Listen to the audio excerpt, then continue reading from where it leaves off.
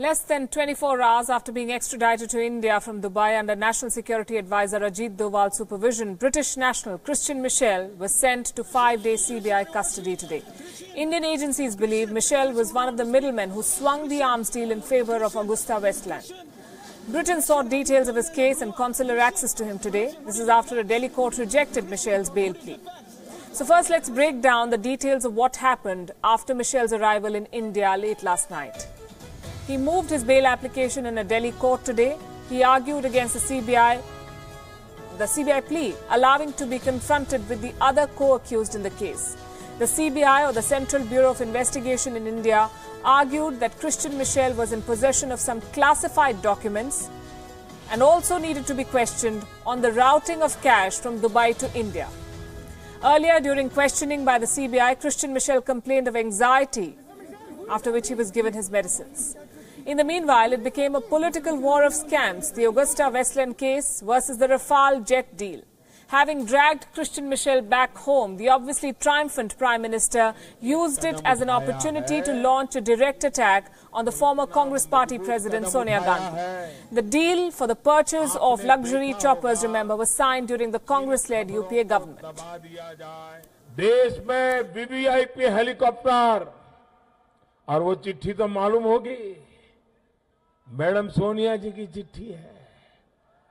VVIP helicopter ढूंढते रहे और उसमें से एक राजदार हाथ लग गया। हिंदुस्तान के ये नामदारों के यार दोस्तों को वो कटकी देता था, उनका ख्याल रखता था। भारत सरकार कल दुबई से उसको उठा करके ले आई है। अब ये राजदार राज खोलेगा, पता नहीं बात कब तक पहुंचेगी, कितनी दूर तक पहुंचेगी। Congress President Rahul Gandhi was swift to launch a counter-strike. When questioned on the Augusta scam, he targeted Prime Minister Modi using the Rafale deal as ammunition. Congress party has made its position very, very clear on this matter. Earlier in a press conference, the Prime Minister should explain why he gave 30,000 crores on Rafale to Mr. Anil Ambani. Thank you. With Rajasthan and Telangana, two important states set to go to polls in less than 48 hours from now, the Congress party was forced to go into damage control mode after it was revealed that their youth wing legal team head was representing Christian Michel as a lawyer. Within hours of this report surfacing, Aljo K. Joseph, the man in question, was expelled. The Congress claimed ignorance about his involvement in the case. Let's listen in to how Joseph defended himself earlier. मैं एक advocate हूँ, actively practice कर रहा हूँ, advocate on record भी हूँ supreme court की। सो मेरा प्रोफेशनल कैपेसिटी में मैंने अपीयर किया है।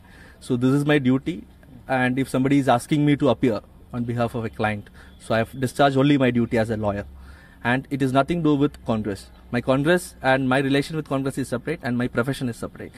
One of my friend who was having some Dubai connections, so through him the lawyer in Italy has requested him. So I was just helping in appearing and assisting him in this matter. I am the national in charge for Indian Youth Congress legal department. It's been called an own goal for the Congress party in this political and electoral season. The unraveling political drama is telling, and some big questions still remain though. What could Christian Michel reveal? The meaning of keywords like FAM and AP that were mentioned in the diaries that were seized as part of the scam's investigation. Names of the political beneficiaries, bureaucrats and others. But will he? That is the big question. Who will all of this benefit? Talking about politics and political problems, mayhem for British Prime Minister Theresa May. The legal advice on the Brexit deal, which was published after MPs found the government in contempt of Parliament, has led to more questions than answers. In a 6-page document, Attorney General Geoffrey Cox has warned that the terms of the Irish backstop could trap the UK in repeated rounds of negotiations in the coming years. The legal advice also clearly says that the protocol setting out this backstop would remain even if negotiations between the two sides broke down. Crucially, the report warns that disputes over the United Kingdom's ability to exit from the EU could become hard to deal with. In its conclusion, the report asks the government to weigh the legal risks against the political and economic imperative on both sides, that is the EU's and the UK's, to reach a mutually beneficial relationship in future.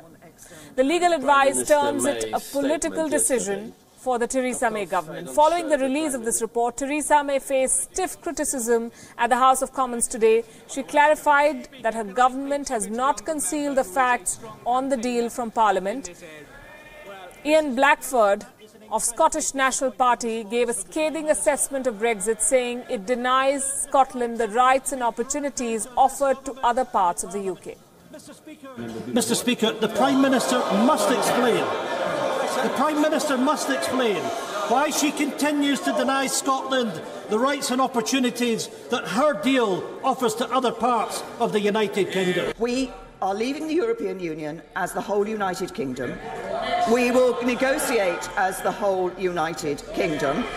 For the interests of Scotland, remaining in the internal market of the United Kingdom is the most important economic interest.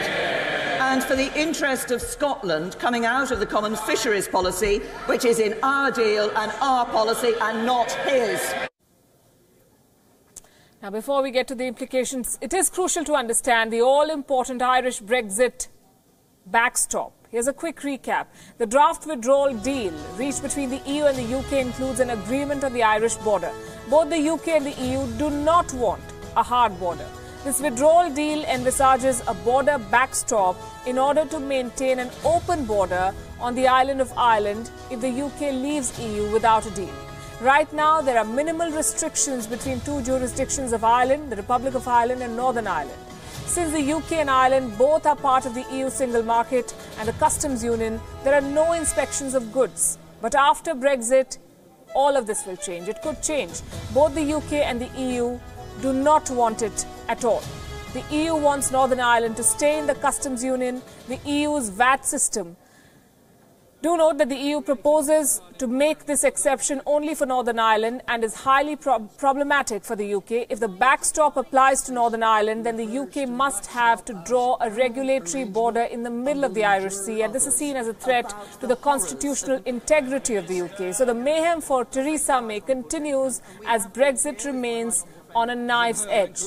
To be or not to be, that's the million-dollar question before the Prime Minister, the House of Commons and the parliamentarians. The interest of Scotland remaining in the internal market of the United Kingdom.